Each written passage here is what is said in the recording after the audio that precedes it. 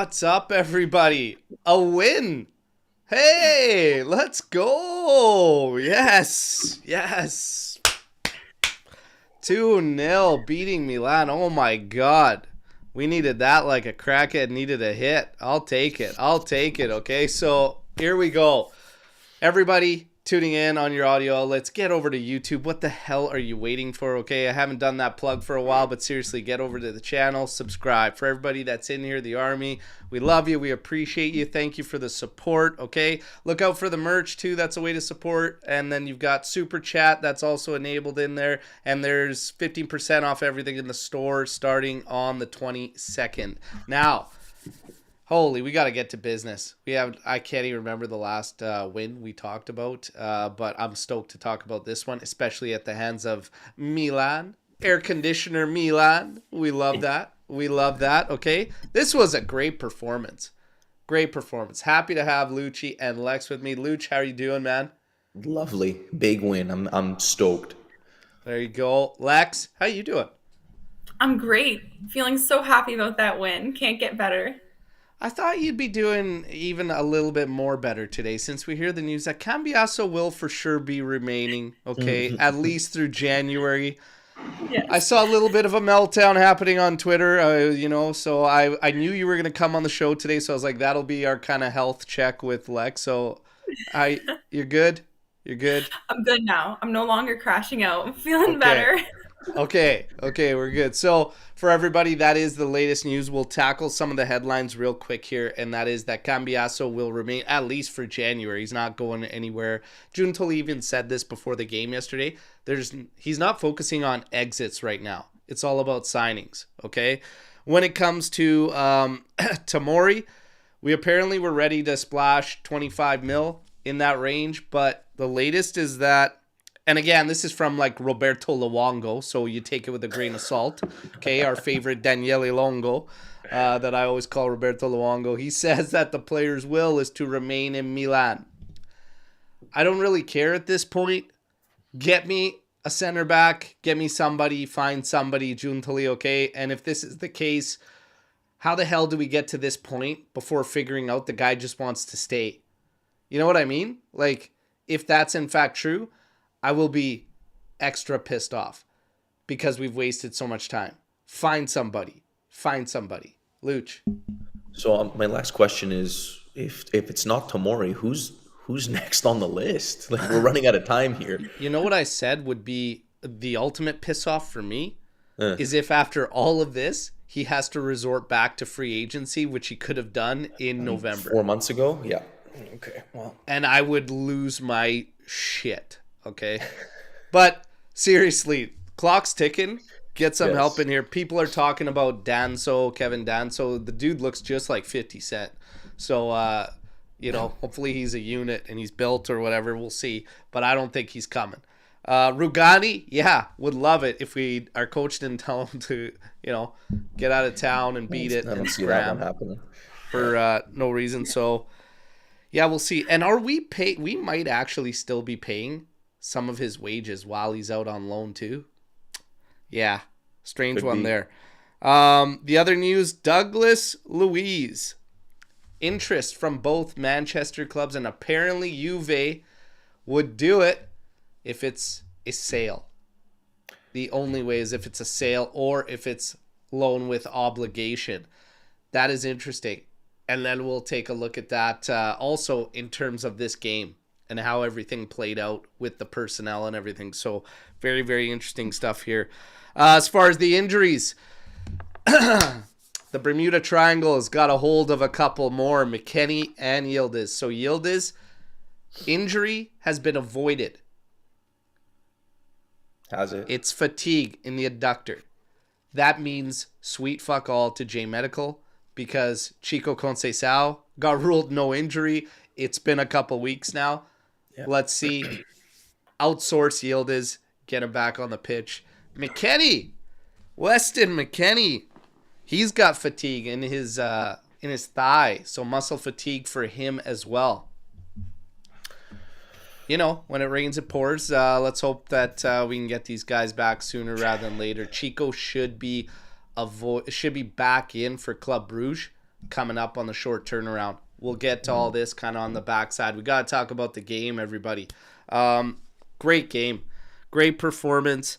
Starting lineup, we had Di Gregorio, Cambiaso, Kalulu, Gatti, McKennie. It was listed that Cambiaso was going to be on the right side, so facing their strong side of Teo and Leao. But when we saw it play out on the pitch, it's actually reversed, and that made a lot more sense. Put Cambiaso on Royale with cheese on his flank there because that guy stinks, and we'll be golden. Because Cambiaso hasn't looked himself. And we'll get your guys' thoughts on his game, too, and all the performances. Thuram, Locatelli, absolute units. Those guys aren't going anywhere in the middle of the pitch for us. Yildiz, Coat Miners, Imbangula, and then Nico Gonzalez. We'll smash through highlights so we could talk about this aftermath and everything. But 7 minutes in, Imbangula with a nice rip, actually. Just couldn't get it to dip sharp enough to get over there. And Mignon get up. Man, can he get up? Holy smokes. Mignon looked great and looked garbage at the same time throughout this game. It was actually crazy to see. A couple of sequences where he came way out trying to play some balls. And I was like, what is he doing? But 18th minute, Milan in the first half actually had a couple moments where it looked like they could have struck. 18th minute was one of them. Nice worked set piece. Teo just smashes it low, hits it back towards the spot. We were all standing on the 6-yard line. And he actually hit it, and it got blocked, deflected, and then ended up going off of Tomori and out. So pretty lucky there for us. 26th minute, a mad scramble, but it all starts after a huge save by Di Gregorio on Rafa Leao. Ball played over across from Teo. Huge stop. This is why you bring this guy in. That's a big reaction save there. Scramble after had me nervous, but we kind of come away unscathed. 35th minute, Cambiaso tries to find Nico Gonzalez here, but it actually works out better for us because it goes all the way across to Yildiz. He's got to finish that. That's got to be one. I thought for sure he's not going to miss that one. It looked like he got it all wrong on the replay and kind of topped the ball. Ended up being stopped by Mignon. And then, everybody's like, oh, he's, kind of grabbing his junk there. We're like, what's happening here? And then you hear at halftime he's got to leave the field. So a little bit of nerves there when he's got to leave the pitch based on how the first half went. What were your guys' thoughts at halftime when Weah has to enter? Lex? I immediately knew that it was something to do with an injury. I know some people were kind of questioning subbing out Yildiz, but most likely because they were unaware of the fact that he was injured. Nervous because Yildiz injury is never looking good for us, but willing to accept Weah because I know what he can offer. I really love him as a super sub. I think he's great off the bench. So, yeah, and then Luch, how are you feeling? Confident we'd still bag? What was that? Confident we would still bag a goal? I mean, I was with all the wasted chances we had, I was starting to lose some faith. But when Yildiz comes out, you have to assume it's an injury, and you're like, well, okay, that's a bit of not that Weah's had a terrible season, but it's still a dip in quality. So, you know what? It ended up working out well, so we can only be happy about it. Weah was shot out of a friggin' cannon yesterday. It was like, what the hell happened here? He's been good when called upon, but I can easily say nothing we've seen from him this season was like that. That was crazy. So he steps in. 52nd minute, great flick on by Nico for Weah. He runs it all the way out. I thought he should have played a hard ball across to Mbangula, who was right there, center of goal. He decides to drill this thing right at Mignon's chest. Surprised didn't wind him or incapacitate the guy. Anyways, a rebound comes out. Coat Miners is all over it. Does everything right. And fuck, that's just the way it goes for him. He hits it hard. He should have probably just placed it. Yeah. Hits it hard. Mignon even knew. And looking at his reaction, he got so damn lucky. It hits his hip. To hit him there and still deflect out wide of goal is actually ridiculous. And Mignon knew it. That's so unlucky for Coat Miners, who I thought actually had a great performance yesterday. Easily his best for Juve. But when it doesn't fall, it doesn't fall. So we keep going. 58th minute.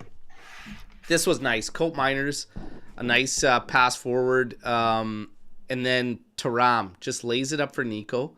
He steps onto it. He fakes for a second like he's going to shoot. Slots it over to Mbangula. And he doesn't even think twice. Hits it on the one time. We get a fortunate bounce. And sometimes you need that. And we'll take it. Who cares? He's thinking shoot all the time. I like Mbangula's game. And yeah, it fools Maignan. It gets behind there. 1-0 up.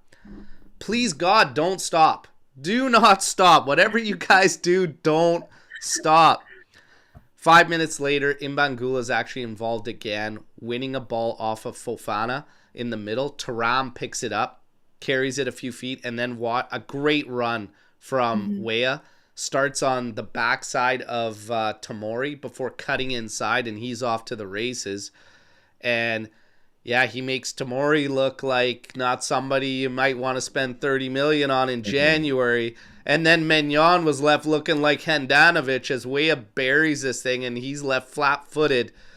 2-0. Let's take it. And from there, Juve, they pretty much just set up shop, and that was it. Clamped down, and at 2-0, I will accept that, okay? That's good. And that was business-like. What a game. What a game, and a ton of great performances to talk about. We've got the ratings and everything. We will talk about man of the match. Obviously, it went to Mbangula. There's like 4 or 5 players you could pick for man of the match. Lucci, who was your man of the match? Well, officially Mbangula, everybody. Officially Mbangula. That's a good shout. I think even either Locatelli or Thuram also deserve a shout. They were everywhere. Coop was everywhere yesterday as well. So I'll give it to Locatelli. I thought he was really good yesterday, in my opinion. Locatelli was a beast. Absolute beast. Lex, who was your man of the match? Well, Lucci stole mine. I was going to say Locatelli as well. So I'm going to switch it up and go to Thuram because I'm just obsessed with that double pivot. I feel like we talked about so much in the past.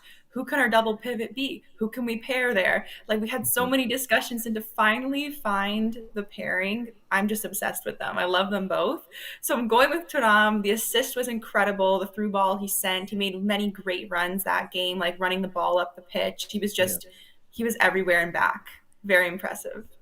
Yeah, it was great to see from both of them. I think another shout would have probably been Wes. Wes had himself a game. McKennie for sure.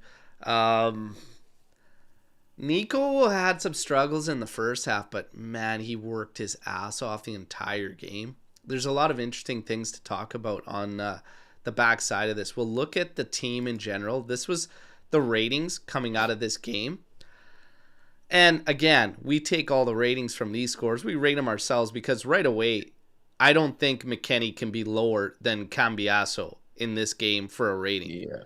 McKennie's up amongst the top. The guy was insane. And it changed everything. There was a couple changes in this game that actually affected the entire dynamic, which I think also plays into another piece of the puzzle that we're going to talk about, which is what is going on up front. Di Gregorio at 6.9. Yeah, he should be around a 7 for that save alone in the first half, which low. Kept it level. McKennie definitely needs to be higher. Gatti at 7.5, Kalulu at 7.4. Even seems low there too. Little sketchy in the first half, very clean in the second half. A lot more polished in the second half, but a couple weird scrambles in the first half, but they were still strong. Locatelli 7.8. Yeah, I think Thuram should be higher than just a 7. They should be close to each other. Cope's at a 7.6. Yildiz at a 7. Mbangula at an 8. I actually did have Mbangula as my man of the match. This kid, I was saying before, let's get him back in the mix. Why was he stapled to the bench for so long? Like, this guy's a player. Like, he could play. He's got that attitude about him too, and it's great to see. Nico Gonzalez, 7.6. I don't think we're going to have too many issues with the ratings here. But we do have question marks coming out of this. But first, we're going to take a little bit of a look at a couple things. Number one, Locatelli. This guy is our beating heart. Easy. Like, he's our one true leader on the team right now. I can safely say that. Do you guys agree? 100%. Agreed. I feel like we're finally seeing him flourish and become like everything we've wanted him to become at our club. Like, somebody pulled up stats of him being very close to his stats at Sassuolo. Like, we're finally seeing that Locatelli that a lot of us kept believing in despite like some of the challenges over the years. I was dying on a hill for this guy. This was in the summer. In the summer. I said, I've been saying throughout all last year, everything I hear around Loca is he is held in high regard. Having that backing and a chip on his shoulder from Spalletti not giving him that call up, I said leads me to have hopes that he redefines himself in the 24-25 season. Dying on a hill for this guy. Loca, you're the fucking man, buddy. You're the fucking man. Okay? Now, I know we're all happy about this victory, and we should be. Okay? But there's levels that we must not ever enter. This is one we should never enter, okay? This actually terrifies me. Let's never go to this level, people. This is actually a horrifying picture, okay? So the Mick Pirlo, like a bad McDonald's creation here. The Mick Pirlo, I don't like, everybody. I don't. This scared the shit out of me, seriously. Me, man. Yeah, no. You know, praise West by all means. Levels though. Let's take it down. That's terrifying. Holy smokes. It's like a combination of the Grinch too in there. Like it's just awful. Just awful. Let's stay away from that. Let's stay away from that. Now, on the flip side of this game, we got to get into this. So, do we now have to just stay away from Vlahovic up top? Do you have to keep going with Lico up top? We got to have the elephant in the room. We're going to have to address it. Do you just keep following up with what we've got going? I think you have to. I think you just have to. I put out a tweet about this, which I wanted to mention on the show about this whole question in general, was I think you have to recognize that when you're looking at Motta's system, interchangeable roles are huge, especially attack. He likes his front four to be able to play across the front four. And can I confidently say that Vlahovic has the traits to play across that front four? I don't know if I can confidently say that. I think when we see Nico up front, we see a lot more fluidity in attack, and the attack is much more dynamic. So I think it's definitely something that needs to be discussed. And this has nothing to do with Vlahovic's ability as a striker. It has more to do with our attacking system.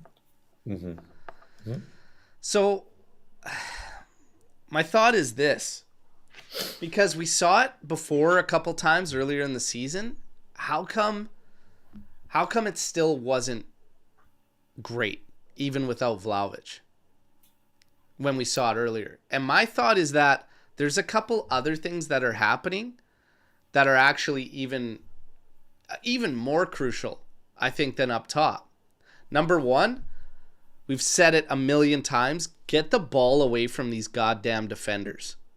And the past couple games, Locatelli has dropped, splitting up Kalulu and Gatti, and he's dropped back right level with them, and we've formed this back three, and he's dictating the game from back there and pulling the strings. Colt Miners is still not playing as a traditional 10, which is actually good. And the fact that Locatelli drops back, it actually holds Colt Miners a little bit further back as well. So now all of a sudden you have stage 1, stage 2 before you hit that third level. And it's actually working out great. The other thing, Weston McKennie showed you just how much is still missing from Savona's game. Yeah. Because Weston McKennie pushing everything up that flank and getting that active, it gave Yildiz the freedom, and it gives the next guy, Weah, the freedom to go to where they need to make an impact and to get closer to whoever that striker is to actually play off of them. Those pieces of the puzzle are massive. And I don't think that it's a coincidence all of a sudden, like, Cope, he looked good even against Atalanta, but yesterday looked great. Locatelli spraying the ball everywhere. McKennie was a beast. Yeah. And I still said it. I said it the other day. And I can't remember. It was months ago on this show. We were getting ready to play somebody. And I said, slot McKennie in at right back. Slot him in against right. I was calling for it like months ago. We said it even in the summer, because we thought he wouldn't find any minutes in the midfield. So I'm not surprised he's doing well there. Yeah. McKennie, that season with all the assists and everything, he was playing predominantly on the outside, on the flank, and getting the job done. Savona, I love the kid. And I think he's a gem. But it shows you he's got a lot more to add to his game before he can have that type of impact on the team. He's doing a great job in one phase, and that is pocketing good attackers. But there's so much more that we need to get that balance in the squad. That's the most balanced I think we've looked. And again, a little questionable at times in the first half defensively, still a little shaky, but that's going to happen when you play guys with attackers like Milan has. Like, I mean, Leao and Teo are going to create some problems. Yeah. If they had Pulisic, they probably would have created a few more problems. That's the nature of the beast, right? But what do you guys think about those combinations being probably more of a difference overall than even what's going on up top? Al, I think you're right. And it also takes away the pressure from trying to push up the left side or wherever Cambiasso is, because you're a little more unpredictable when you can attack from either fullback. And it keeps the ball away from the center backs, which is what we want. So you get more guys in the attacking third. You can be a little more unpredictable coming from the left, coming from the right, and you just got more guys involved. So you have more passing options, more people to get open, find a lane, find a corner, whatever it is. But I also think the way Nico comes back and helps the defenders out when, we're attacking, the little 1-2s and stuff to get out of those troubling situations is something we don't see from Vlahovic either. And that's just the type of game. They're not nearly the same player. But yeah, it's working so far. And I'd like to add something. I agree with both of you, and I'm going to add something to your analysis, Berto.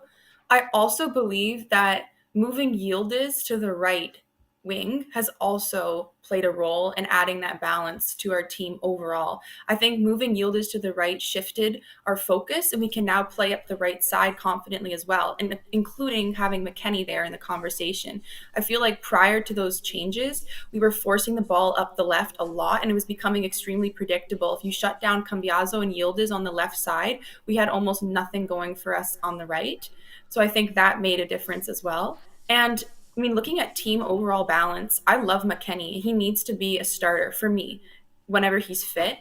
And if we have midfielder options that we also need to include in the starting 11, and shifting him to fullback allows us to have all of our best players on the pitch, then I'm good with it. I thought he did great at fullback yesterday. The fact he can play there, and as you mentioned, he generates assists from the wing. When he was playing wing back, he was successful. It's very similar to the role he's playing now, especially because Mota has his fullbacks attack in his system. I just think overall, as you mentioned, Berto, those changes did play a role in creating a better, more balanced attacking game from the team yesterday. It was really great to watch. It was great football. Yeah, Skanga saying Savona gonna be some nice plus Valenza this summer. Take it easy. We still have Skanga's famous line on Dushan: "Pay him whatever the hell he wants for salary." That one doesn't look so good. That one didn't age well. One more thing on Dushan is that if you looked at Mota's Bologna last season as well, they had a lot of variety of goal scorers. So he likes his attackers to not only be able to score, but also offer other attributes in the attack. So I think that's interesting, considering Vlahovic is more of a classic 9 prolific goal scorer type. So that's also important to note. Now, I do want to follow up on some of this. I want to get your thoughts quickly on those that were trying to discredit the victory because it was a poor Milan side. So what's your gut reaction to that? A win is a win. Like, or what are we doing here? I've seen us draw Venezia, Parma, and Lecce, for Christ's sake. Like, I'm not going to squawk at a win against Milan.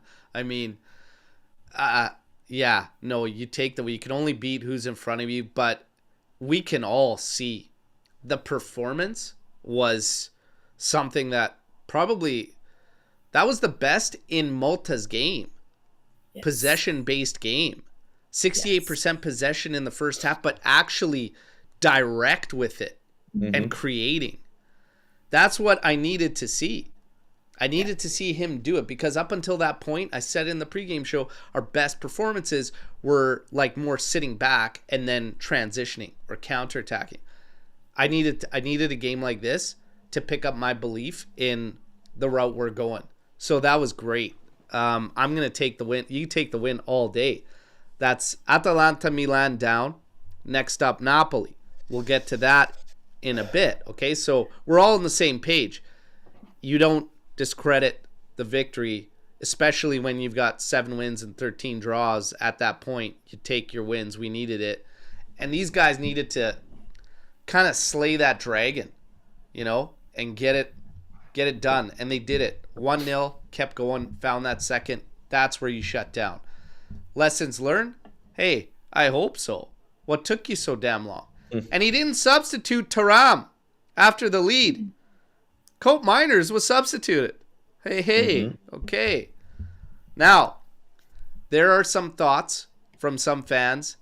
Chico Conceição, and I see it coming up in the chat, that Chico will actually hurt the fluidity that we have, and that he makes us predictable. And this kind of plays off something that Lex was kind of alluding to in terms of the game and what was going on before. We got a lot of Yildiz, Chico, and it was a lot of them 1v1, etc. Chico's going to be back, should be back for Brugge. Do you think he hurts the fluidity? Ooh. I mean, maybe he needs West behind him to be a little more unpredictable. He was playing with Savona behind him and kind of doing it all by himself because maybe he didn't have the proper support. Yeah. I don't know. That's a really good point. I think it's tough now because Yildiz has been really great on the right wing for us too. But, I mean, Yildiz is also seemingly injured, so I think we'll have to address that question at a later date. But I think it's important to note that I don't know. I think it just depends what the game calls for, to be quite honest. It's nice to have different dynamics in attack. I think you can go back to maybe a situation. Like, I don't look at it as a negative. I think, number one, Chico's still young. He's, 21 years old. You might have to coach him and say, look, I want kind of what Yildiz was doing. Like, if Wes is going to push the line, that gives you freedom. I've been saying for a while, the biggest thing with these wingers, get them some freedom. Get them moving around. Stop gluing them to the sidelines. And it's looked a lot better. But maybe we go back to something stronger. Yildiz gets back. Mbangula is rolling. And then all of a sudden you got Chico against tired legs. I'm all for that. That too. Because he'll torch. He'll absolutely torch against tired legs. So if he becomes the sub and isn't the starter all the time, that's not a problem either. You need different types of options, right? Off the bench, depending on your opponent. You need something different. Same with Weah. Look at the different teammate. Yeah. You need different profiles. Yeah. I think it's a good problem to have at the end of the day. Yeah, I don't think it's that big an issue, and I'm not looking at it like anything crazy. So the next game we might have to start a bit different. All eyes are going to be on McKennie and Yildiz. With this, they're in the Bermuda Triangle now, so who the hell knows? But yeah, everybody seems to agree. Chico Tuna, he says, can be a great 60 to 65th minute sub. Chico off the bench would do some real damage. Absolutely. And you got Nico and Weah, both also right wingers, but right now, Nico's probably the play up top. I don't think I go away from that, to be honest. You just keep rolling with it. If it ain't broke, don't fix it. Right. And yeah, we got to keep rolling. We got to stack up the wins. We're gonna have Champions League against Club Brugge, but going back to the news headlines, Tomori got ripped to shreds by Juventini for yesterday's performance. Should Juve be chasing him at all at that price tag? And I know that we're hearing today, again, it's Roberto Luongo. Let's just wait and see. He might want to come. But should we be chasing that guy at 25 mil for you guys? My only question is, who are you going to find with similar experience at a cheaper price? Yeah. Everyone's looking, unless you're going the free agent route or you're finding some younger guy. I don't like him as a starter, as an option. I'd be okay with it. But. Yeah. We got Dell saying not just yesterday, Ali's been an error-ridden player for at least 2 years. Kalulu didn't have a good rap for a couple of years before coming to us either. And I think, is it the price tag? How far off is 25 from the 17 we're going to be all in, or 18 all in on Kalulu, right? It's a gamble either way. Yeah. You don't build in January. That's my big issue, you know? I mean, yeah, is there like a higher price tag because it's more of a desperate move in January is the question, right, that I'd ask, right? I don't want like a Band-Aid solution, but the problem is we are also really short at center back. It's tough. Yeah. Yeah. It's tough. It's tough. Some believe he's not close to Kalulu, but when they were both there, Tomori was the one that was like rated way higher and had way higher value. They could have sold him at one point for crazy money. And then just a little bit of a spiral there from a lot of their guys. And I don't know, there was a lot of overachieving there at that season, I think, too, by Milan. They kicked that coach to the curb. You know, justice for him. Always said, I don't think that guy's the problem there. I don't know what they believe they had in their roster, but Tomori I'm not hung up on. Yeah. But what are these alternatives? And I'm starting to get really frustrated that we're hitting January 19th, January 20th, and you still haven't even found one center back. It's this Tomori thing. Look, Malta. It's rumored Malta likes him. If Malta likes the guy, if Malta wants a guy, are you going to bring in a guy for your coach? Or are you still not at the point where it's like, you know what? Still money's going to dictate? That's kind of one of the things we're in too. Like, money technically has to kind of dictate things until we clean things up.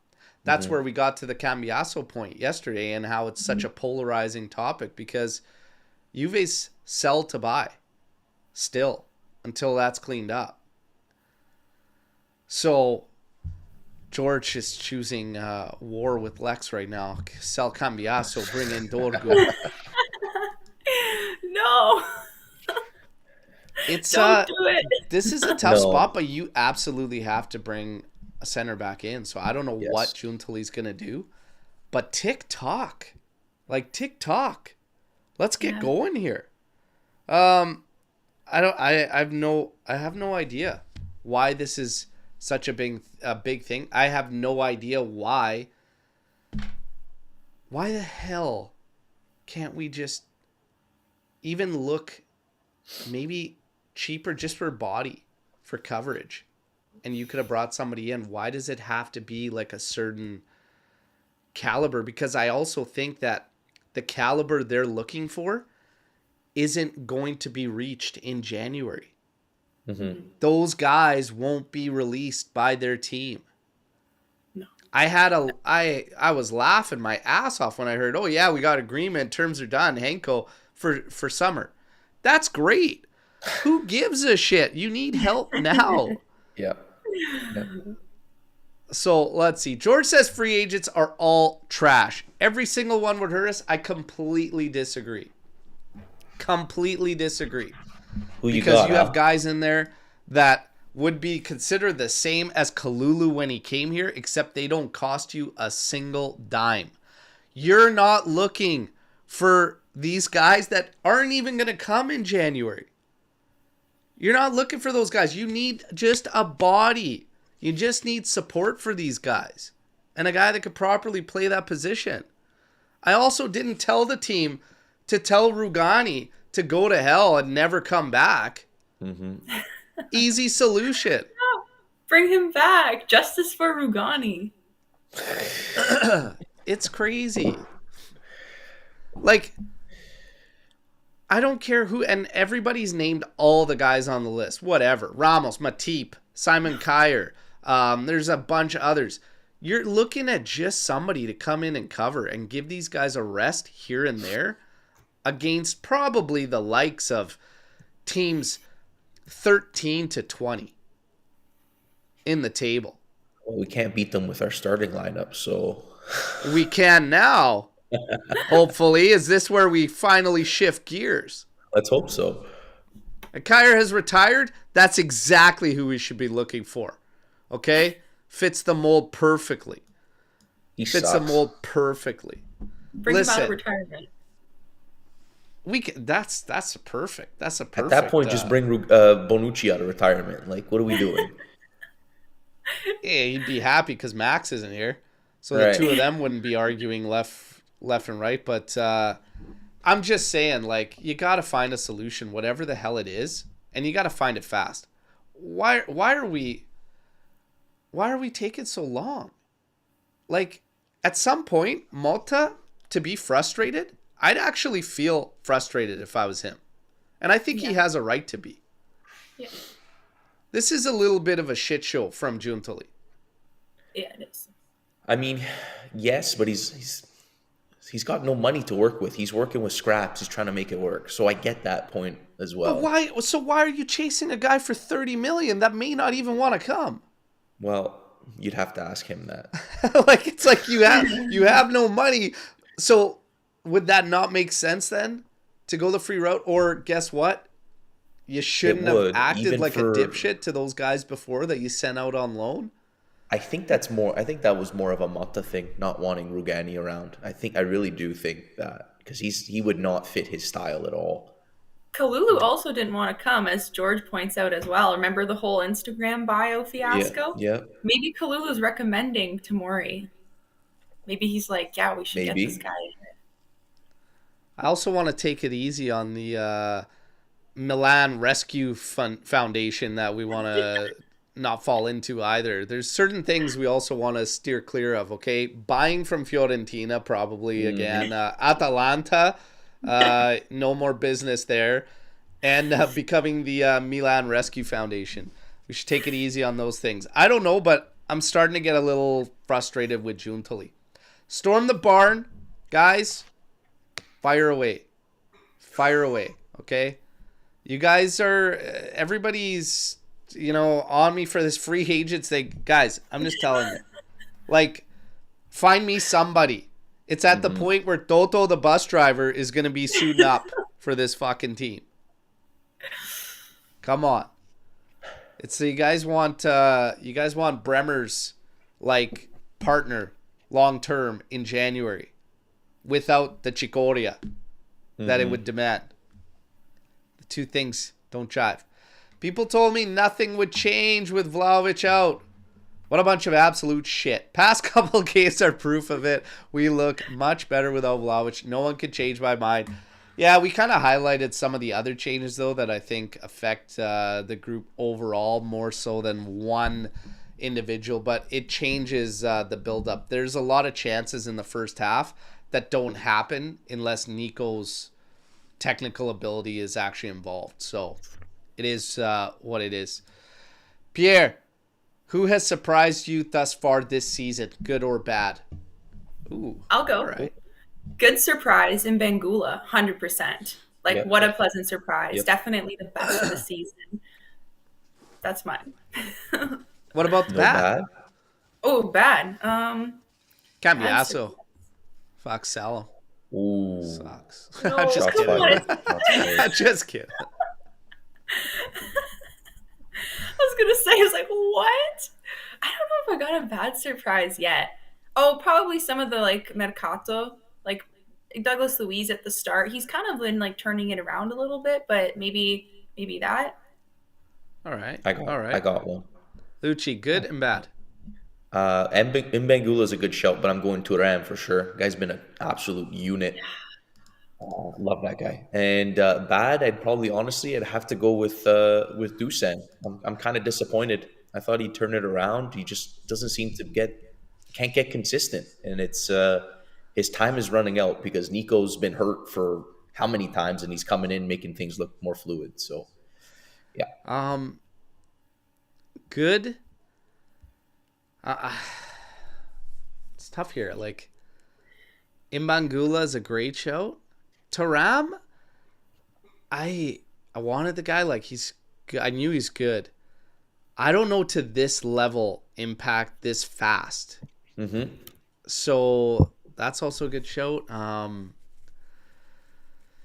Yeah, I'd probably have to say it's gonna be one of those guys. For bad, Luiz. I'm shocked. Guy was balling out for 2 years running, and man, everybody was pumped on this move. Well, the majority was pumped on this move because of what he was doing with Villa there. I don't know. He seems the odd one out now in the middle. Yeah. Like, more so than Fagioli, who got an extra 5 minutes yesterday, jumping in for 10 minutes rather than 5. So we should be happy for that. But Luiz, I don't. Do we see Luiz starting on again? Was it Tuesday we played Bruges? Wednesday? Tuesday or Wednesday against Bruges. I think Luiz can be a very good player, but there's certain teams that he just like you need physicality in there, and he's not going to give you that. If you need to break down a 5 at the back or whatever, I think that's when he will be useful. But yeah, that's a good way to look at it too. So it is Tuesday for Club Brugge. Yeah, I mean, it's a good way to look at it. He presents definitely different characteristics, different passing abilities and everything as well. Yes. Especially with weighted passes. That could be useful against that low block. He's also not scared to shoot, but Cope Miners, he needs to start teeing up more. He had one shot in the first half there. He's got a great shot from range. Like, start firing. I don't know with Luiz. It's just weird. Was that physical thing for a while. Never even heard of edema until this season. And fluid in your muscles and shit like that. And all of a sudden, one of our guys has it. Go figure. Probably got it from J Medical. I don't know with Luiz. He's definitely on my list, though, of the bad for surprises. And then I'd say Imangula and Taram are great shouts for the good. Can also slot Savona in there as a good there. But Locatelli's revival, maybe. A surprise. I was dying on a hill for him, but to this level, some could say. After Wested's performance, should we play him on the right and Cambiaso left? Savona bench and new signing Alberto. Alberto might not even... He might be shot down before he even gets a shot. So do you follow up with that again? Is that the play? Is that the 1A option, you two? As of now, then yes, for sure. Yeah. For me, I'd like to see what the new guy has, though. I'd like to see him get some minutes. Yeah, he's pretty aggressive in the attack, too. Alberto Costa. So I'd like to see him, too, but this would be the 1A option. Cambiaso, a little bit off yesterday. He's injured. He's playing through an injury. Like, I guarantee you. That's why he looks... You want to put money on that, Lex? I do. Playing through an injury. And the city rumors. There's a lot going on. There's a lot going on. It takes two to tango. He might have City on the brain. Listen, you can pick up the phone when Man City calls, but nobody told you to go work a 5-year agreement. Maybe that was his, but maybe it was his agent who's like, "This is our demands. Are you willing to meet that?" Not necessarily him. could be a play where they're trying to like make Juve jealous, and they're like, "Hey, This we is have not a. This is potential not in the a. city." When you're trying to make a girl jealous or a guy. It does. I don't think it works like that. Leverage. Maybe it's leverage. It's a better way to put it. Lex. Oh, so Lucci and I chop liver to you, Alex Juve. Come on. What are we doing here? Lex, thoughts on Nico's role on winning all duels and providing class passes? Lex FC. That's all I gotta say. I make good signings. That's my answer. Thank you, Alex, for the question. Yes, he's been looking great. I love the way he always looks to play the ball in behind the back line. He's direct. Yeah, first half was a little questionable from him yesterday, but second half was great, and his work ethic cannot be denied either. So happy, very happy. All right. Who's all involved on Lex FC? I feel like there's got to be some misses in there. Come on. She just picked up Dele Alli from what I was reading yesterday. Because he's going to Como? I'm so excited about that move. You guys don't even know. Watch up Dele Alli turning it around at Como. I need to see that script. Didn't he flop in Turkey? Like, what are we expecting him to do here? Oh, my God. Anyways, to each their own. Savona, CB. The secret answer to the center back question. How do you feel about that, you two? I have no idea. I've never seen him play there. I don't know. Has he played there? Well, not for us. Not for the first team. No, definitely not for us, yeah. Do we... in desperate Skanka need, says, maybe? who isn't on Lex FC? I don't know about Savona playing there, to be honest. Like, sure, 6'5" size-wise, I mean, yeah, but the coverage at times, like in tight in the area, can lose his man. On the outside, working on the flank and stuff, he seems to be solid. When it gets into the area is when it starts to get a little bit suspect. Not crazy, not by any means, but a little bit dicey, right? I'd much rather see that at a next-gen level for a while before immediately, like, with us. Well, what I was going to say is if that's something you want to consider, I think you got to do that in the next off season. So he has a full preseason on where to be, watch videos, prepare. Yeah. Can't throw him into that now. I don't think it's an answer now, like now. So Yeah. I'm going to say no. That's just going to be me. No. For now, No's I agree. across the board? Yeah, because I haven't seen him play there enough, but it is an interesting shout. That's interesting. I didn't realize that he had, had experience at all there, but It's going to be interesting. It's going to be interesting to see. I don't know, but we got to sort it out one way or another. Tula, y'all can have your opinions, but Sergio Ramos for 6 months will implode the season. LOL. I refuse. I have personal bias, though, I will admit. I just can't stand him. So no from me. I mean, he's a player you want on your team that you don't want to play against. He's a prick, but I mean, it couldn't have hurt. Has Juve ever signed somebody that you felt that way about? Have we ever signed somebody that you hated? Felipe You're like, Melo. oh, what? Oh, Ronaldo. Felipe Melo. Felipe Melo, yeah. Ronaldo. Yeah, Oh, I literally that's hated him a for the fair one. longest time. Yeah. Fucking There it Paredes, is. That's a good one, too. 100%. 100% hate that prick. That's a good one. Yeah. Hated that prick. Danny Alves, I hated. Yes. Yes, that's right. And you know what? It didn't get better even when he joined. I still screw Danny Alves. But yeah, they definitely signed some guys. CR7. Oh, Lucio. Damn, that's a good one too. Who? Lucio. Lucio. Good shout. There's a few of them.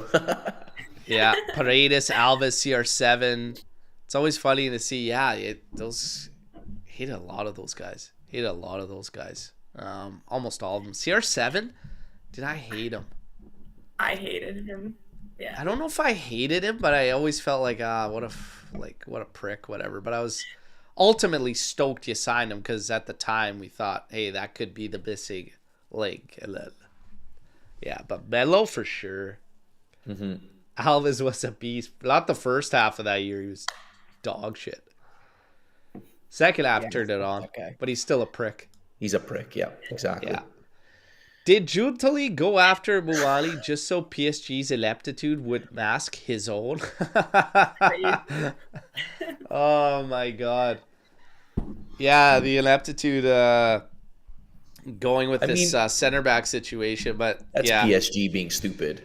I would answer this question by saying it depends who you ask, because Giuntoli took the heat for that one too. So is he arriving? Like, what's going on? Like, is PSG has no loan slots, so they have to essentially sell one of their loanees that's out or recall a player. But they are gonna do that, and the deal's gonna go through this week. Okay. Yeah. So it's PSG blunder. Yeah. Because they're a Mickey Mouse fucking club. And it's a good move. Once it gets done, it's a smart move. You're not tied to anything. It's not going to cost you a lot. Good option. Well, we should talk about this too, because the way Nico's going, you bring Colo Muani. Like, Vlahovic riding the pine for the rest of the year on out? He might be, unless he starts picking his shit up. Yeah. Can you see that happen? I don't know. I think like I haven't seen it yet. So here's the problem, and this is why this is intense for Juve. Results are critical. Mm-hmm. You still want to sell this guy in the summer, and you gotta showcase. Like, you can't shut it down, and then everyone knows, like, oh fuck, you've got no leverage. You're not showcasing him at all. I don't know. It's kind of a tough spot, is it not? Or do we not give a shit about showcasing him and you just deal with that in the summer?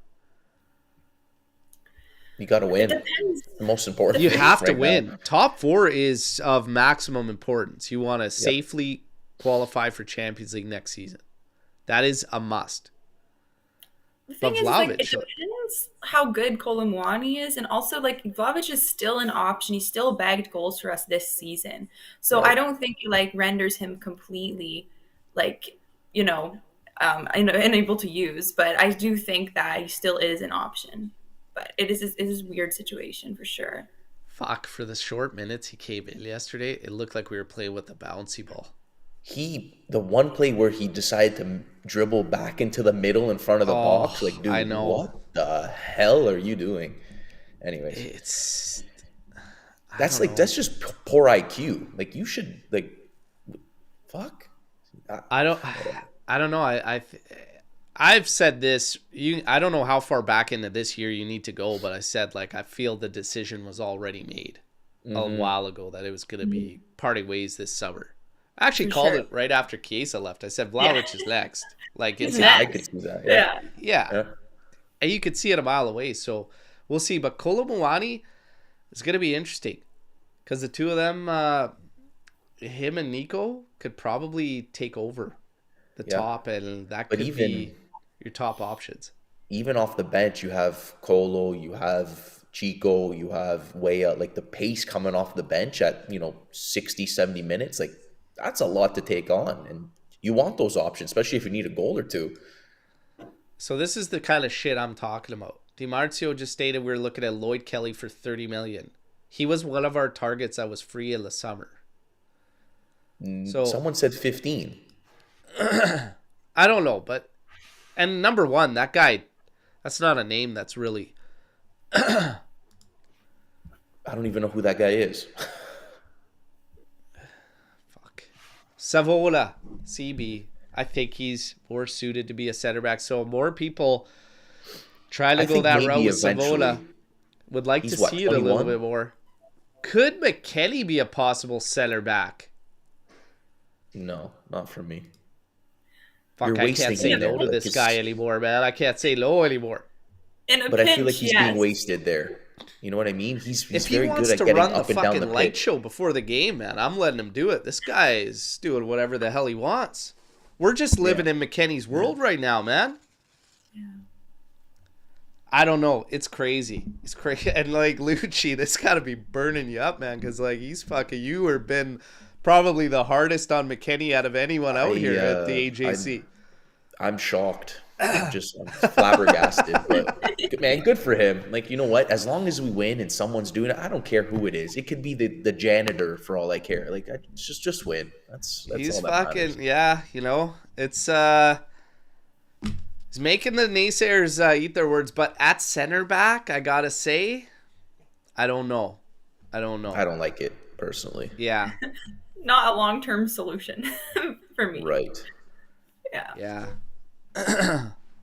Man, I'm still, every time he comes up, that McPirlo pictures just terrifies me. Against Bruges, we will face probably without Yildiz and McKennie, who are reported injured. Bruges are unbeaten since October. Oh. Well, they lost against Milan. Then they are unbeaten. Your thoughts? Okay, You know so I what? guess we wanted to talk about Bruges and this game upcoming. They're second in the Belgian league, I believe. They play a 4-2-3-1.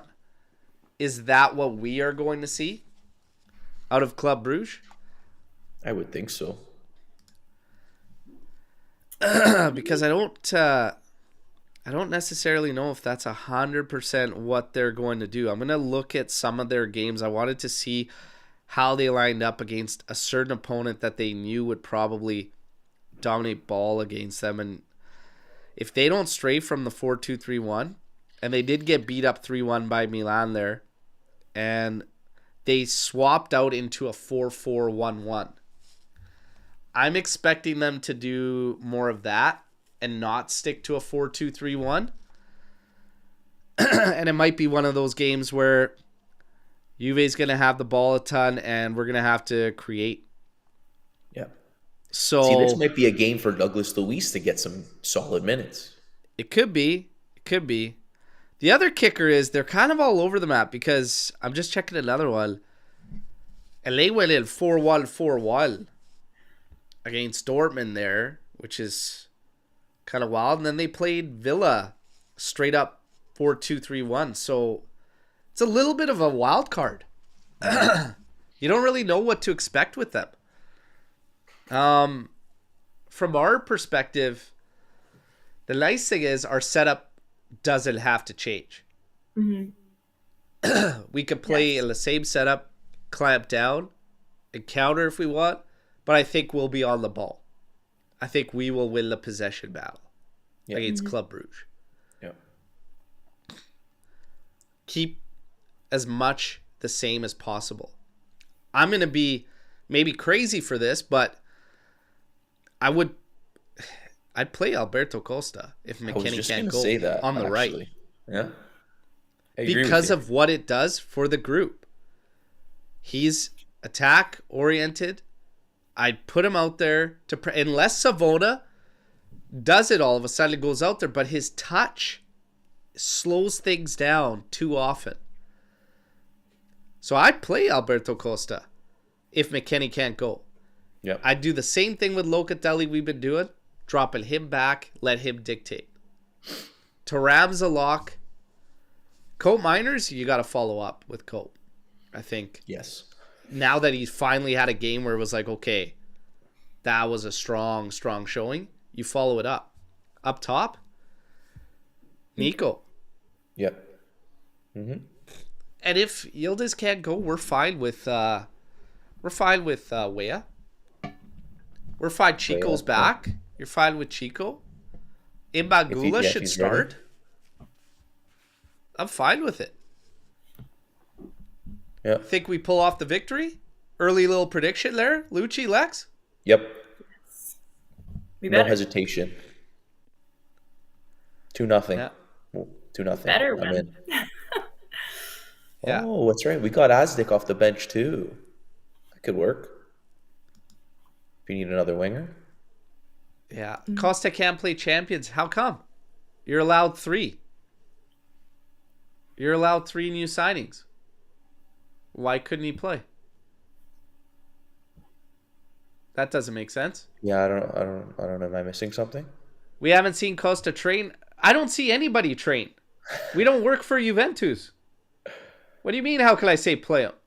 I wish Because I could he's an see them attack. train. He's an attack-minded fullback. That's also strong defensively. What do you mean? Come on. I And wish Mark's we could saying, no, watch he cannot play Champions League. Why? Like, You're allowed January signings. They changed the rule a while ago. for Why are the these first guys not round in? when you register. What does that mean? So he can only play next game, or if you make the knockouts? Is that what it means? Everything I read said that they have changed the rules to allow January signings into your Champions League squads. Well, And now they're saying that it's not for league phase for the lockout, but that is contrary to what their rules actually read. guess we'll find out. Yeah, we will find out. But anyways, I would go that route. If not, Savona, figure it out. Push the envelope on the right. I don't need any more safe play. We lose balance. So let's go. Hey, look at that. Alex Juve. Alberto Lucci. Oh, we got a shutout. Whoa! Crazy. Would you play the same way system from yesterday versus Napoli next weekend? I believe Brugge plays more open. Brugge is going to be a little bit of a wild card. Against Napoli? Absolutely. I think you got to go, if everyone's available, you go the exact same 11. Yeah. And I think you push them, and I think that game's... Atalanta really pissed me off yesterday, those losers. Me too. Me too. I don't like Anyway. watching the toilets. Okay, I'll let them do their thing. I don't like counting points from these other teams. We got to take care of business. Napoli next weekend, that's going to be a big one. And honestly, at least we have 2 games we can actually build off of. Solid showings. That's how you want to go into these games. Napoli, we can do some damage. And yes, I would keep it as similar as possible, barring injuries. All right. Can we just laugh at the fact that Napoli is going to overspend on the biggest prem fraud there has ever been, Garnacho? Are they actually doing that? I want it to happen. I need this. We need this script to happen. Please. Just for the drama? Just for the fun. I just think it would be so fun. From what I've seen, he stinks. Like I don't think he's anything special. I don't either. But then again, it's also a Conte player, so usually people don't think they're anything special. But he has a little bit of magic, somehow makes them good. So I'll be a little worried about that. But Garnacho doesn't look like a player that suits Conte. I could see Conte looking at his stupid little shaved eyebrows, being like, buddy, you need to start spending less time on those things and more on the pitch. Okay, and maybe toughen up a bit. Garnacho, man. Wow. I don't know. The whole thing with Kvara too was just kind of wild. But yeah, fuck Garnacho and fuck Napoli. Seriously. Who gives a shit who they sign? We gotta smack them up next weekend. God, I hope we smack them up. God, I hope so. me too. But oh yeah, I gotta go back to that one. Absolutely, Forza Juve. Let's give him one of these today. One of those, okay? There. Vaffanculo. I'll add that too. Vaffanculo. Colo has openly admitted that he was unhappy at PSG. Will this help to get Colo permanently at Juve in June? The problem will be if other teams will offer us a superior price that we cannot match. A little bit of a tough one here, eh? Yeah. I guess it depends if he wants to be here too, though. That the will of the player could help if he wants to stay. We spoke about the deal in general. The fact that we avoided a commitment was good. I think that was key for Juventus, right? You don't want to get into another big price commitment, but you don't lock in on an obligated price or an option price. So if he hits it off well with you, PSG could ask a big sum, right? Right. If he hits it big with you, other teams could show interest and drive that price up. So there's nothing locked in. So it's good and bad. Yep. All we can do is just wait and see. How big of an impact do you actually think he's going to have on this team? Like, if you have to predict this right now, do you think come June, we're going to be looking at trying to outright purchase this guy? I mean, he's got the pace to cause some problems. I don't like. Is he his technical ability? Is it there? I haven't seen him enough to say, but he did. Where was he at? Frankfurt, I think, before he joined PSG, if I'm not mistaken, and he was like lights out. Bino right away says yes. We're gonna be trying to approach him in June. Matt says I don't know, but I do know he's pretty famous for missing sitters. He fits the mold for our striker position. Hey-o! All right. Lex, do you think we're going to try and outright purchase him in June? I have absolutely no idea. Like, I'm completely blind. I've never watched a single minute of this guy's footage. Maybe I watched him in the game and didn't realize it, but I have no clue. Yeah. Nice surprise. I hope it's a good surprise. Like, everybody keeps talking about how good he was at Frankfurt. That's great. But I'm a little nervous about the fact that he's had weak numbers in the French league with PSG. Well, he was there setting up Mbappe for the first year or two that he was there. And now this year, they're nothing special, really. And he's not playing either. And that's another thing. I don't roster even know what... roster didn't get crazy strong. Roster got weaker, arguably, and he's not getting it. Yeah. They pulled over who? Dembele? But isn't he more of a 9 than a winger? Who? Colo. Colo plays anywhere across the top. So who do they play down the... I don't know. I don't watch PSG. Exactly. So That's why I'm just like, I can't make sense of this, but I don't know. We'll see. I mean, if he helps us and we start winning games, who cares? That's it. Pino, switch Chico's side that he plays on. No. No? Keep him on the right. No, he's better on the right. Keep him on the right. Lex, switch Chico's side? I don't know. Have we seen him play? I mean, I haven't seen him play much on the left, so I really don't know. I don't think he's ever played down the left. No, he hasn't. Keep him where he's at. Yeah. Keep him where he's at. All right. Oh, Skanga, clarification. After the league phase in Champions League. Beautiful. Beautiful.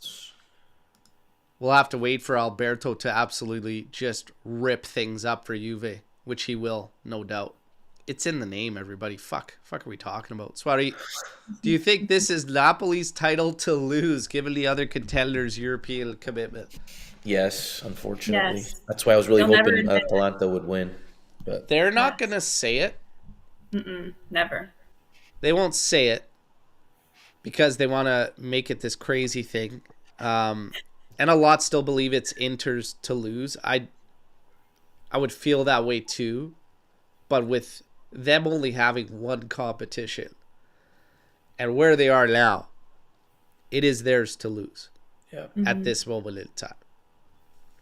But hopefully we could throw a little bit of a wrench in there. God damn Atalanta. Oh, yeah. Yeah, that game yesterday. Fucking hell of a goal from Retegui at the start. Yeah, too. yeah. Yeah, Politano too. Politano, what a mutt. Who do you prefer to win the league? Oh, my God, Napoli or Omer. Can we skip this question? Cue that Super Mario meme in the Juve jersey. Yeah. Fucking heart jammer, just jammer right there. Ugh. I prefer neither. My choice would have been Atalanta, but I would prefer SARS makes a comeback and both teams get struck and maybe disqualified from the league. And it goes down to third place and Juve found themselves in third. God damn it. Oh, man. What is I prefer Inter because fuck the wow. I'm not answering that question. I gotta say this definitely still not Inter. Nobody is to the level of Inter for me. Like nobody will probably ever reach that level. But George, you're catching strays for that question. Swarit's throwing you a big day in the chat for that one. Any fresh players available for Brugge? Their threats apart from I don't even know. I can't name one player on that team. I definitely don't watch Brugge. So I don't really know. I can't really answer that one. I'm not big on the Belgian league or following them. Look, Juve's got a team. I think that this whole thing and what happened with Milan yesterday, you get a lot of, and there's a lot of people that fight so hard to be right. Like, you got to be right, you got to be wrong. It's like, who gives a shit? Like, here's my thing, is like, we're at the point now where we win yesterday and immediately it's people like, see, this is why you need to give Mota time. Okay, no, motherfucker, because results matter. And this is the perfect example of something we've been capable of this entire time. What have I said literally a show ago or 2 shows ago? It was the most infuriating thing about this whole ordeal is that we know this team is capable of much more. Yesterday, that was proof. One of the biggest things out of yesterday's game was the attitude and approach that was spot on and dead on and didn't let up until that game was sealed. There was nothing stopping this team from having that mindset, that approach up until this point. You guys agree? 100%. Yeah. I don't care if, like, we don't need to hear if you're right and always right. I need to stop these battles. I need to stop the comparisons. Start all like, I'm done with it. It's about winning. So the coach, because everyone's like, oh, see, this is for all you people that said Mota. Oh, like, listen, if he didn't get top four was the one criteria. That is also because I see people also starting to get to the point where they're looking to celebrate top 4. No. It's not. It doesn't turn into a celebration. It's an accepted level for the first year of a build. Don't get the two confused because those are completely different things. Completely different things. You don't celebrate top 4, okay? But it's acceptable level. It's an acceptable level for the first year of this build. But I said, like, he's got to play. He's got to play with this type of attitude, this type of approach. I said, you got to fight fire with fire. What were we doing? Letting up after a goal? Fight fire with fire. If you can't keep it out of the back of your net while you try to clap down, keep on the throttle and get after it. Yeah. Top 4 is minimum. Matt, 100% right. So let's not turn it into all of a sudden trying to make it an achievement because that's law. You know? Lucci, get love for the hoodie. The great score line there. That's from our merch. What a game that was. Yes, sir. We got to make one for this year, for the 4-4 game. I know, but is it Kyla celebrating a draw? A draw, yeah, I hear you, but fuck, that was a great game. Victory would have been insane. Imagine they pulled that out 5-4. Oh my God. I'd send 1 million of those hoodies and shirts to Milan and get them plastered all over the city. There. Listen, we got another couple Storm the Barns that flew in. Do you guys have anything? Anything we didn't touch on that you wanted to maybe tackle? Actually, yes. So Tuesday, Champions League. If Chico is not ready to go, who are you starting on your right wing? If Yildiz can't go and Chico's not ready, Wea. Yeah, you're not going to play Vlahovic up top and slide Nico back? No. Interesting. Nico stays at the top and I play Wea. Interesting. Yeah, agreed. All right. I've seen enough already these past couple games to keep.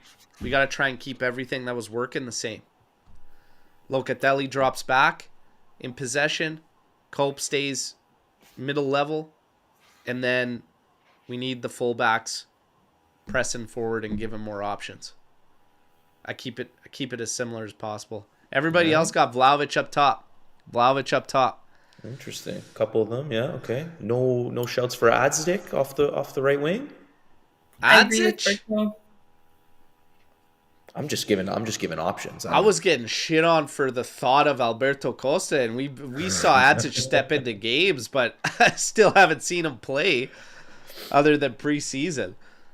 No, I think you gotta keep it the same. I think if you're looking to get too crazy there, and even Skanga, Mr. Vlahovic is aging, everybody. Pay him whatever he wants. Pay him 20 million if he wants. Vlahovic's agent is also saying you keep it the same. You don't mess with it. Fagioli at the wing? Yeah, in the 88th minute. Why not? I mean, you could if you had to play Coop off the wing and then Fagioli or Douglas Luiz in the 10. Fagioli's part of Lex FC, I think. He is. Oh, well, how are you feeling about that one? It's upsetting. No, I swear your team is just full of 10s. It's just 11 10s. No defenders, no fullbacks. Yeah. I don't think there's one center back on there. What do you think about Fagioli? What do you think? Like, should he be getting used more by Juve? I think so. I think he's been.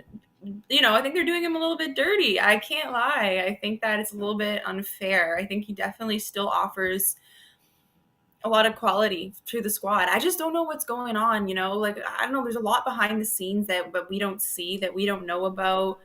Yeah, I mean, for me, he would be like a fourth option off the bench, but Mota seems to like putting Douglas Luiz there. There's a lot of factors that go into it, but... Mm-hmm. So if Fagioli comes in for who? I mean, like, whenever you feel like you want to make a midfield sub, I think he could essentially play either of those roles in the middle. I don't know. What do you guys think? That's my take. I just think Locatelli and Thuram are 100% locks. Yeah. They are 100% locked, the double pivot. For me as well, I love Luca Thuram. When Cope Miners was taken off, should Fagioli have been the pick there rather than Luiz? It's hard because you've got a player you spent 60 million, you splashed on, right? So, I think that does really factor into decisions, right? Like, I think that does play a role. But I would have put Fagioli, but I don't know. It's hard. He's played literally pebbles of minutes, so it's really difficult to say now. But yeah, it's a tough spot. I kind of feel for him, but I mean, how's a guy gonna get a chance to ever snap out of it or work his way out if he doesn't get more than 5 to 10 minutes? He's never gonna get out of that hole. Yeah. Cugino Eddie's out here saying that Fagioli's on the bench since he is low value, and we got to keep playing the bus Luiz to justify his price. Strong words, but, probably not far off the truth. No, you're right. It's how it goes. That plays a big role in these teams and the way they're run. That sometimes I think we forget about. Yeah, we got a shout here to start Luiz and Fagioli against Club Brugge. You want to rest Locatelli? 3-point win is big. Go for the 3 points. You need the win. Every game is Locatelli and Thuram. I know you got Napoli after too, and top 4 league is massive, but they'll be okay. You play those guys. Locatelli's a must. And he just came back from suspension, so he had a week off. He should be okay to play. Thuram has played a lot. Yeah, Locatelli's a must though for me in that game, But then even Thuram too, because you don't really have a player of equal attributes. Is the word I'm looking for. No one, Luiz, Fagioli, not anything like Thuram. This is the famous word I fucking hate in football. Should. Yeah. And how many times have we said that in Serie A? How many draws do we have? I know about what we should do. Listen, you got to take care of business. Let's see. Christy Millie, should we try Locatelli at center back and Kalulu at fullback and move Coat Miners to a central defensive midfield position with Thuram and play Yildiz at the 10 position?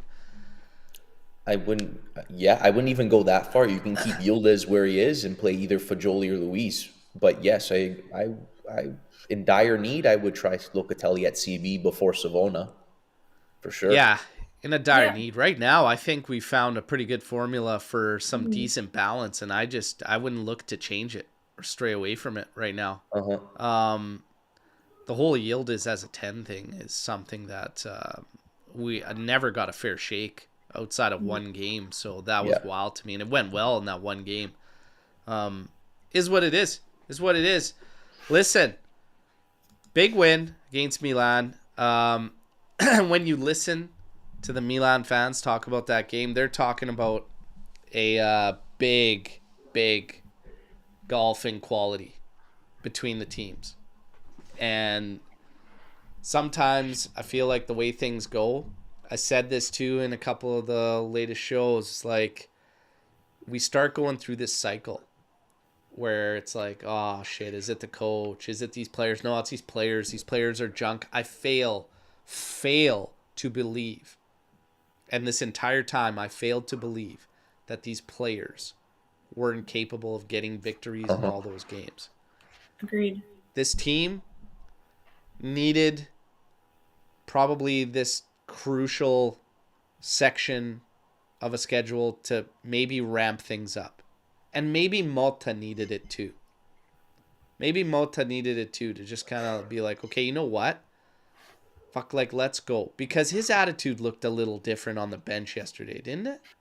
It did. I think it reminded me of earlier in the year, right, Lex? I agree. His demeanor was different. And I think, Al, the most important thing that you mentioned today was the changes that he made. We've been calling for him to make changes for a while because it just fell stagnant. It was so stale for a while. And he's finally made those changes, taken a few risks, and it's paid off. Yeah.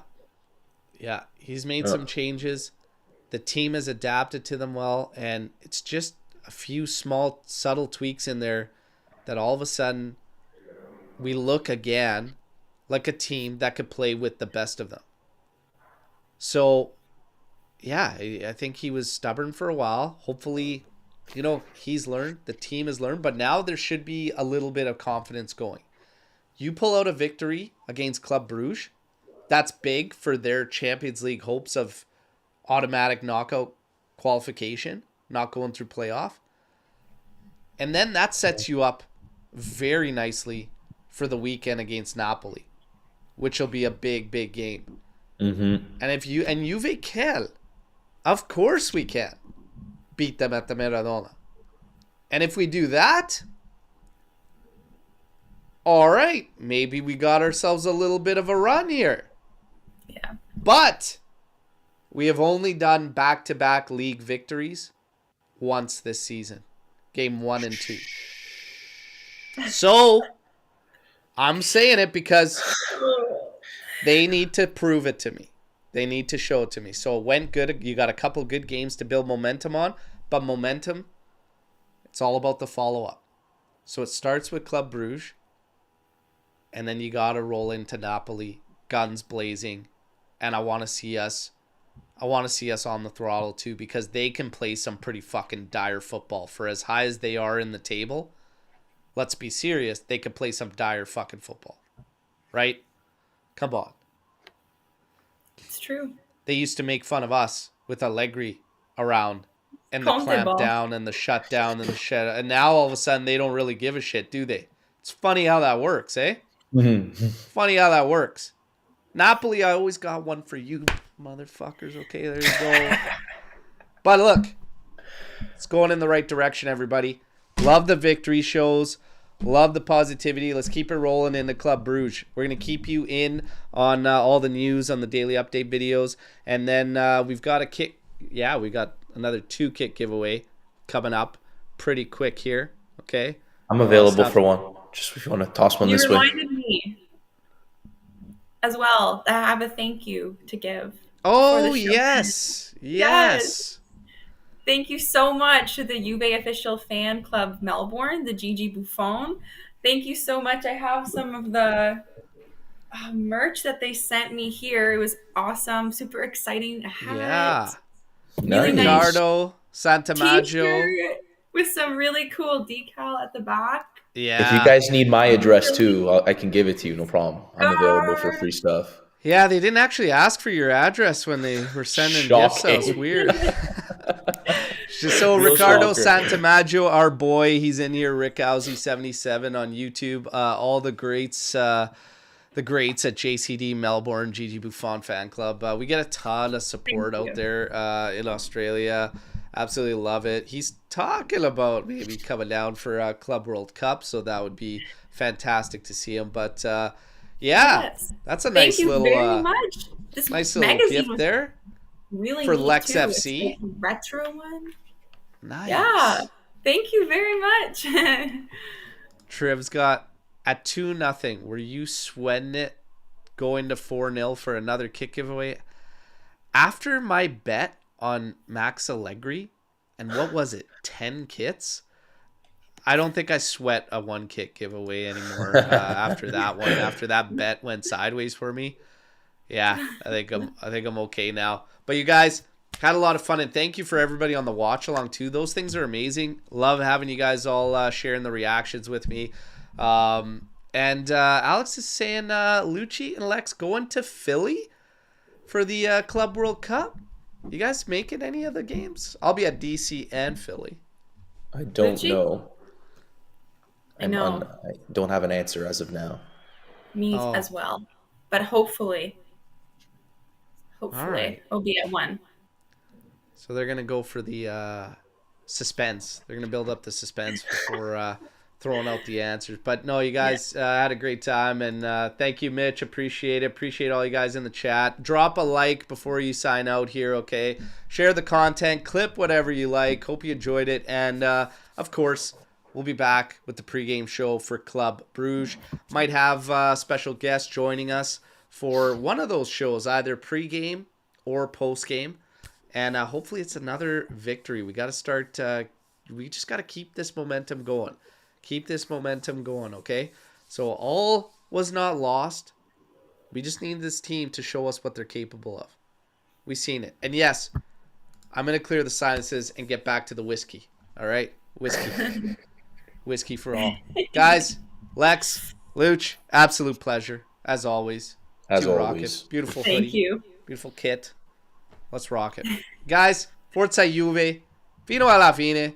And don't forget to go out there today and give somebody, anybody that's a Chihuahua from these other clubs, one of these from yours truly. Al, we forgot to give someone a happy birthday shout. Oh. Woo. Il Principino. It's Marquisio's birthday today. How could we forget this? Oh, my goodness. Okay. Yeah, from what I'm reading, it is his birthday today. No. I Say it ain't so. Google it. Il Principino. Man, Wow. that motherfucker still looks 25 years old. Like that guy. What a beauty. One of my favorites. One of my favorites. Kevin Danso, who does look like 50 Cent, is one to keep an eye on according to Mirko Di Natale. 25 million euros. I'd rather spend it on him than Tomori, probably. But you'd rather go for Danso than Tomori? I'd probably be down with that too. But we'll keep you on the loop on all the news, everybody. And happy birthday to Claudio Marchisio. Let's go. Giddy up. Take care, everybody. Forza Juve. Fino alla fine. Ciao tutti. Take care.